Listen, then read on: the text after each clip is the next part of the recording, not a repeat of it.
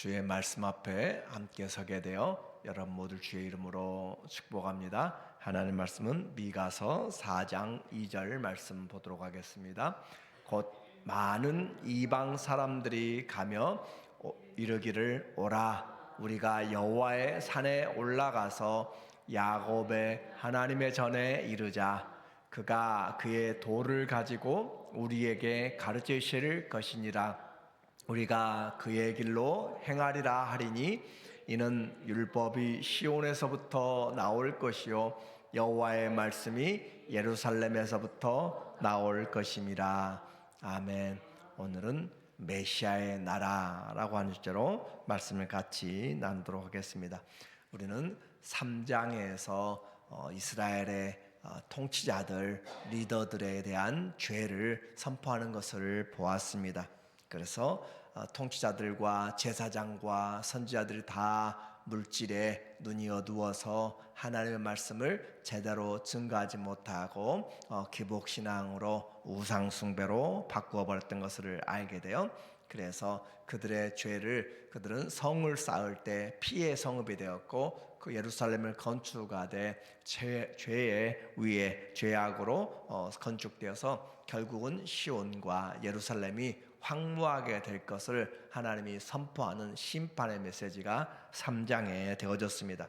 그러나 이제 4장에서는 하나님께서 그 예루살렘을 다시 회복하시며 분위기가 완전히 바뀌어서 미래의 영광스러운 메시아의 나라가 임하는 승리하는 그런 모습으로 바꿔지고 있어요. 먼저 메시아의 나라 1절에 보니까 말하기를 1절 보면 끝날에 이르러는 여호와의 전의 산이 산들의 꼭대기에 굳게 서며 작은 산들 위에 뛰어나고 민족들이 그리로 몰려갈 것이라. 끝날에 자주 사용하는 종말론적인 표현이에요. 마지막 날에. 그래서 여호와의 전의 산이 시온의 산이 높아진다라고 하면서 그곳으로 많은 자들이 열방이 올 것입니다. 보통 때는 그 시온산에는 예루살렘으로 예배드려 오는 이스라엘의 백성들이었지만 그러나 끝날에는 많은 자들이 와서 열국에서 와서 하나님의 말씀을 듣게 될 것으로, 그래서 종말의 중심이 예루살렘이 될 것을 말하고 있고, 이 성도의 삶을 통하여 2절에도 우리에게 말한 것처럼 많은 민족들이 그곳에서, 그래서 이것은 예수님이 오셔서 마지막 때에도 먼저 이 말씀으로 임하시기를, 성령이 너희에게 임하면 너희가 권능을 받고 예루살렘에서부터 시작하여서 하나님의 말씀이, 예수 그리스도의 말씀이 증거되고 성령의 그런 증인들이 되리라 라고 한 것을 통하여 1차적으로 이루어지고 또 종말적으로 다시 오실 그리스도의 나라가 중심이 되어서 세워질 것을 말하고 있어요.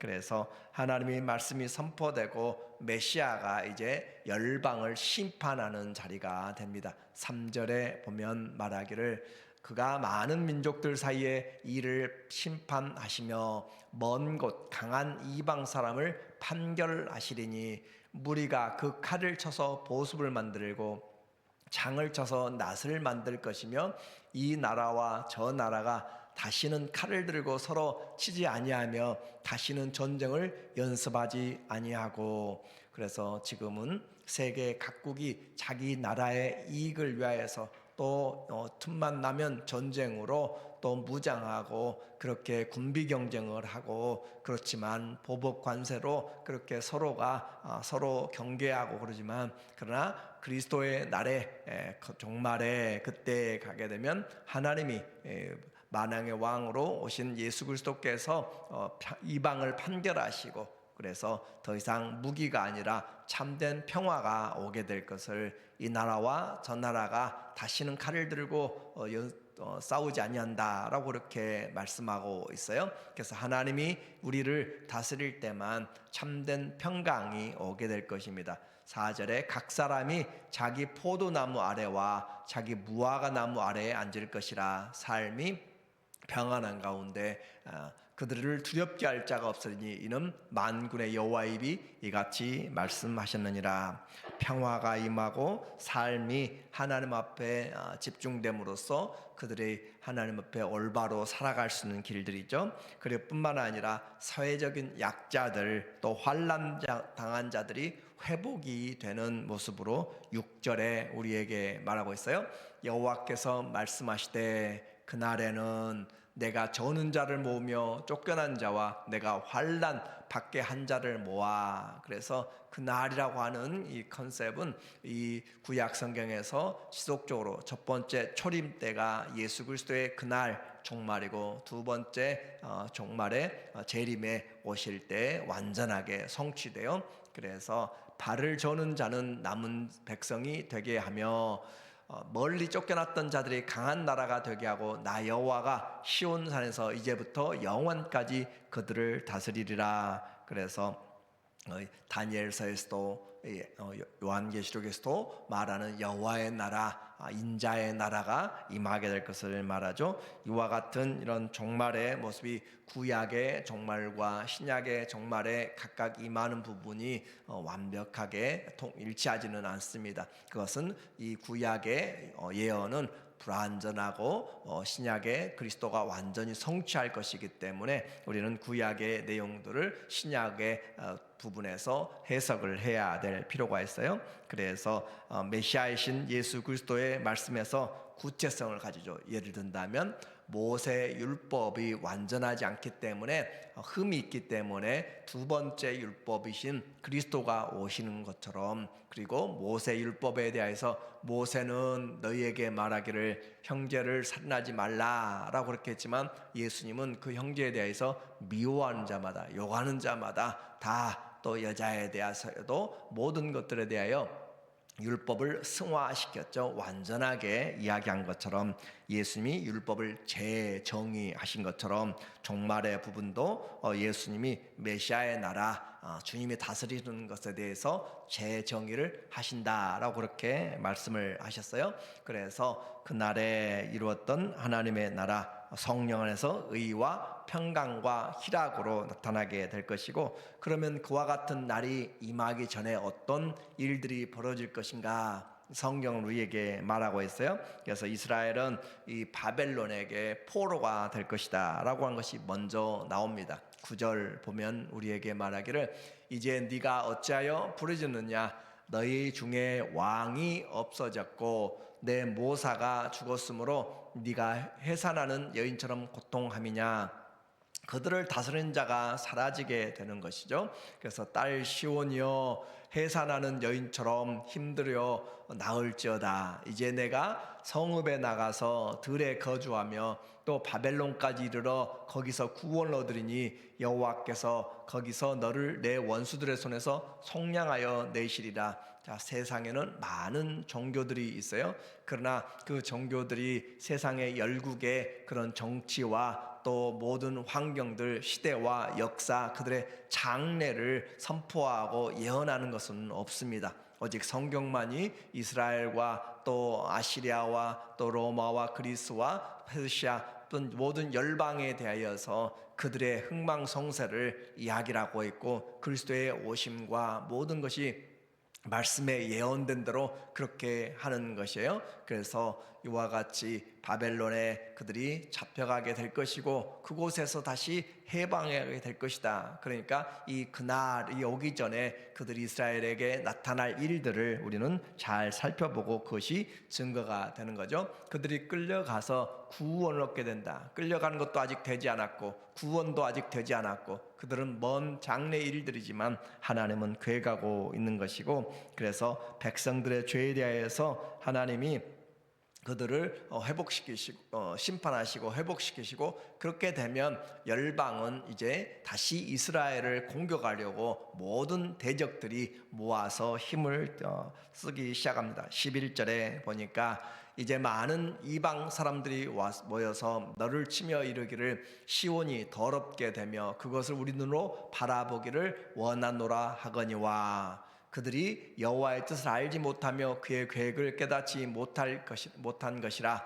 여호와께서 곡식단을 타작마당에 모음같이 그들을 모으시나니. 그래서 이스라엘이 회복되고 난 다음에 수많은 나라들이 이 예루살렘을 공격하고 하는 것들은 역사상에서 계속적으로 반복되어지고 있는데, 그것은 정말로 갈수록 계속적으로 완성으로 나가기 때문에 그래요. 그래서 한 번에 모여서 끝났다고 하는 것이 아니라 지속적인 주님의 시간표에 따라서 이루어지는 과정들입니다. 그리고 그들이 종말에 많은 열방들이 올라오게 되고, 이 요엘서에서는 그것을 여호사밧의 골짜기라고 그렇게 표현하면서 그곳으로 하나님이 열방을 모아서 심판하시는 것으로 그렇게 말씀하고 있어요. 그래서 이와 같은 세력들이 하나님께 나오지만, 그러나 최종적인 승리, 그것은 하나님이 지금 불러 모으는 것이고 하나님이 심판하기 위한 것인데, 그들은 알지 못하고 세상 중앙에 평안히 거하는 그 나라를 공격하도록 그렇게 공격하려고 그렇게 모여들고 있어요. 그러나 실상은 그들의 심판의 날인 것이죠. 하나님이 최종적인 승리를 하십니다. 13절에 말씀하시기를 딸 시온이여 일어나서 칠지어다. 내가 내 뿔을 무쇠 같게 하며 내 굽을 놋 같게 하리니 네가 여러 백성을 쳐서 깨뜨릴 것이라. 네가 그들의 탈취물을 구별하여 여호와께 드리며 그들의 재물을 온 땅에 주께 돌리리라. 그래서 하나님의 이 나라, 그리스도의 나라가 임하게 될 것을, 그래서 최종적으로 하나님의 교회가 사단의 모든 세력을 꺾고 그리스도의 왕국이 될 것을 말하고 있습니다. 미가서는 우리에게 여호와의 나라가 임할 것을, 신약의 가장 큰 소망의 나라, 그리스도의 나라를 말하고 있습니다. 그리고 그 그리스도의 나라가 어떻게 임하게 될지 우리에게 과정들을 이야기해요. 모든 통치가 예루살렘에서부터 예수 그리스도의 오심으로부터 종말이 시작되었고, 다시 오실 때 그날에 완전하게 이루어질 것이고, 그리스도만이 우리에게 참된 평화를 주게 될 것입니다. 그리고 그 과정에 많은 소용돌이들이 우리에게 있게 될 것을 말하고 있어요. 성경은 역사적이고 그 역사를 통하여서 우리에게 하나님이 하시는 것을 알게 하시는 것이죠.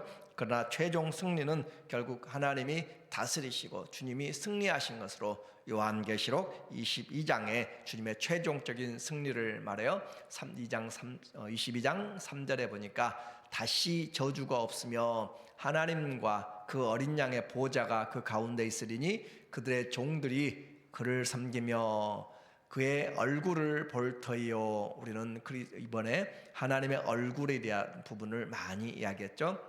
하나님의 얼굴, 그곳에서부터 은혜와 평강이 믿는 자들에게 오게 될 것이고, 믿지 않는 자들은 하나님의 진노가 임하게 될 것이에요. 복음은 이와 같이 구원과 심판의 부분을 함께 담고 있습니다. 그의 이름도 그들의 이마에 있으리라. 주님이 우리를 통치하시는 것을 그렇게 표현하고 있어요. 소석이죠. 다시 밤이 없겠고 등불과 햇빛이 쓸데없으니 이는 주 하나님이 그들에게 비추심이라. 그들이 세세토록 왕노릇하리로다. 성령과 신부가 말씀하여 이르기를 오라 하신도다. 듣는 자도 오라 할 것이요 목마른 자도 오라 할 것이요 또 원하는 자는 값없이 생명수를 받으라.